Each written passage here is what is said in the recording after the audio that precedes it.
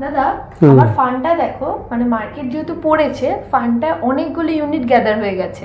তো মার্কেট যখনই ডাউন হয় ইউনিট তো অনেকগুলো আমরা পেয়ে যাই, ইউনিট অ্যাকুমুলেশনটা বেড়ে যায়। তো আলটিমেটলি যে ইউনিট অ্যাকুমুলেশন হচ্ছে, এতে কি আমার লং টার্মে গিয়ে কোনো বেনিফিট কিছু থাকে? থাকে তো, অবশ্যই থাকে। মানে সেটা কি রকম?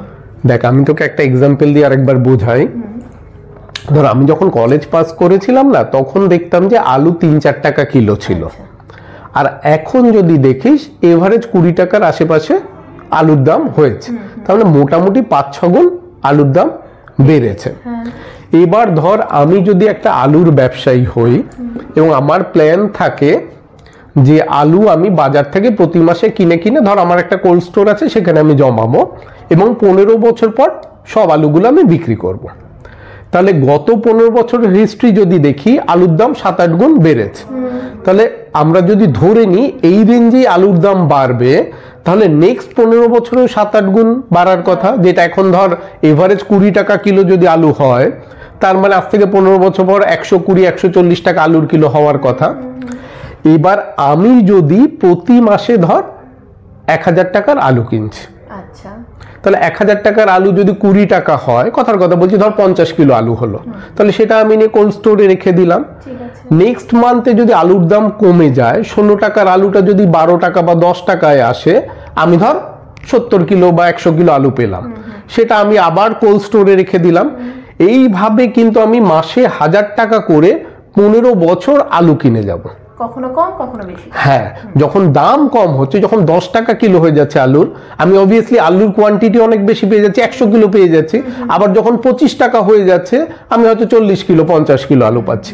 তুই এভারেজে গিয়ে দেখবি আমার আলু কেনা হয়তো 20-22 টাকায় পড়লো। আচ্ছা, এভারেজ প্রাইস 15 বছরে কি 25 টাকাই ধর হলো।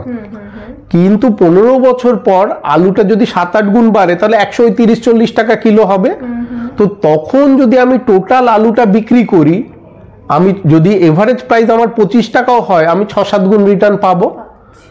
মানে 25 টাকা এভারেজে আমি কিনছি, 130-40 টাকা দামে আমি হয়তো বিক্রি করছি। মানে এই জিনিসটা নিশ্চিন্ত যে 7-8 বছরে, গত 7-8 বছরে, গত 15 বছরে আলু 7-8 গুণ যদি বেড়ে থাকে, আগামী 15 বছরেও 7-8 গুণ বাড়বে। আর আমি যদি কিনে কিনে এগুলো জমিয়ে রাখতে পারি, ইন ফিউচার ডেফিনেটলি আমি প্রফিট করব। তো স্টক মার্কেটেও সেম জিনিস, ফিউচারে কিন্তু স্টকের ভ্যালু অবশ্যই বাড়বে, কিন্তু ইমিডিয়েট আপ অ্যান্ড ডাউনের মধ্যে দিয়ে যাবে। তো তুই যখনই মার্কেট পড়ছে, তুই তো কম দামে তো ইউনিটগুলো কিনতে পাচ্ছিস, সেগুলো তুই কোল্ড স্টোরের মতো এখানে কিন্তু ওই শেয়ারগুলো ফ্রিজ হয়ে যাচ্ছে। মানে ধরো কথা আমি যেটা বলছি, 20 টাকা আমি কিনলাম, পরের মাসে সেটা যদি 10 টাকা হয়ে যায়, ইনিশিয়ালি আমার দেখতে মনে হবে যে আমার আলুর দামটা কমে গেল, কিন্তু ধরো 15 বছর পরে যদি দেখতে যাই, তখন আমার সেটা লাভজনক বেশি। কারণ তুই 10 টাকা দামে যে আলুগুলো কিনেছিস, সেগুলোর দাম তো তখন হয়ে গেছে 140 টাকা। তার মানে সেগুলো প্রায় 14 গুণ রিটার্ন দেবে। আবার তুই বেশি দামেও কিনবি, তো এভারেজে তুই 6-7 গুণ রিটার্ন পাবি। তো এটাই আমি একটা পোর্টফোলিও খুলে দেখিয়ে দিচ্ছি মিউচুয়াল ফান্ডের ক্ষেত্রে জিনিসটা কিভাবে কাজ করে। ধর আমি 18-10-2000 সাল থেকে আলুর ব্যবসা শুরু করেছি, মাসে 1000 টাকা করে আলু কিনবো, যেটা একটু আগে তোকে বোঝাচ্ছিলাম। তো তখন আলুর দাম ধরে নে 10 টাকা 7 পয়সা ছিল, মানে আমি 99 কিলো মতো আলু পেয়েছিলাম। এবার আলুর দাম হট করে কয়েক মাস পরে, মানে 2011 ডিসেম্বরে ধরে নে 7 টাকা 68 পয়সা হয়ে গেল। আমি তো প্রতি মাসে 1000 টাকারই কিনছি, তাহলে আলুর দাম কমে গেল, মানে আমি 130 কিলো আলু পেয়ে গেলাম। আচ্ছা, ফার্স্টে এটা 10 টাকায় আমি পাচ্ছিলাম 99 কিলো, সেটা যেহেতু 7 টাকায় নামলো, তখন 130 কিলো পাচ্ছি। আচ্ছা, তো আবার 7 টাকার আলুটা বেড়ে যখন আবার 10 টাকায় এলো, মানে 10 টাকা 89 পয়সা এলো 2012 অক্টোবরে, তখন আবার কিন্তু 91 কিলো আলুতে চলে গেলাম। মানে দাম কমলে আলু বেশি পাচ্ছি, আবার দাম বেড়ে গেলে আলু কম হচ্ছে। তো সেইভাবে আমি দেখ, এটাও তো ডিটেলসে যাচ্ছি না, আমি একদম নিচের দিকে চলে আসছি। ধর 2010 থেকে আমি প্রতি মাসে যদি আলু কিনে যেতাম, যেটা 2025, হ্যাঁ 15 বছর, ওই 10 টাকার আলুটার দাম ধরে নে আজকে হয়ে গেছে 149 টাকা, মানে প্রায় 15 গুণ বেড়ে গেছে 15 বছরে। মানে হয়তো আলুর দাম অতটা বাড়েনি, কিন্তু যেহেতু আমরা মিউচুয়াল ফান্ডের সঙ্গে কম্পারিজনে আলুর এক্সাম্পলটা রাখছি, সেই হিসেবে তোকে এটা বললাম। এবং দেখ এভারেজ আমি তো বিভিন্ন দামে কিনেছি, 10 টাকা, 9 টাকা, 15 টাকা, 20 টাকা, 25 টাকা, গ্র্যাজুয়ালি আপ অ্যান্ড ডাউনের মধ্যে দিয়ে গেছি।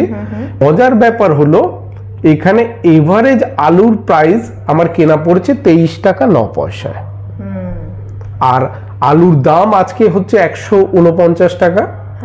আমার কাছে টোটাল 7533 কিলো আলু আছে। এই 15 বছর ধরে আমি এতটা আলু জমিয়েছি।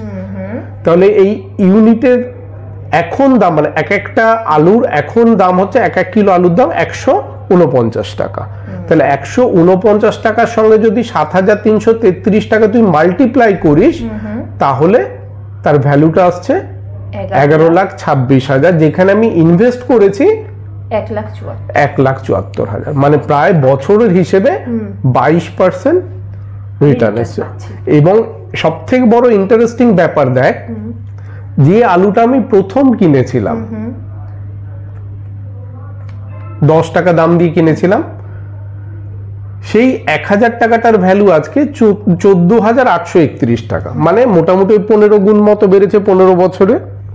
আর যখন দাম কমে গেল, মানে সব থেকে কম আমরা ওই 7 টাকা 68 পয়সায় কিনেছিলাম, সেই আলুটার দাম, মানে সেই 1000 টাকার প্রাইস আজকে কিন্তু 19 টাকা 45 পয়সা, মানে 20 গুণ বেড়ে গেছে। 20 গুণ বেড়ে গেছে। আচ্ছা, আলুর দাম যখন আমরা কম দামে কিনবো, তার রিটার্নটা সব থেকে বেশি হবে। কিন্তু আমরা যেহেতু 15 বছর ধরে কিনছি, সব সময় তো কম দামে কিনতে পারবো না, কখনো কম কখনো বেশিতে কিনে এভারেজে কিন্তু আমরা কমের দিকেই থাকবো।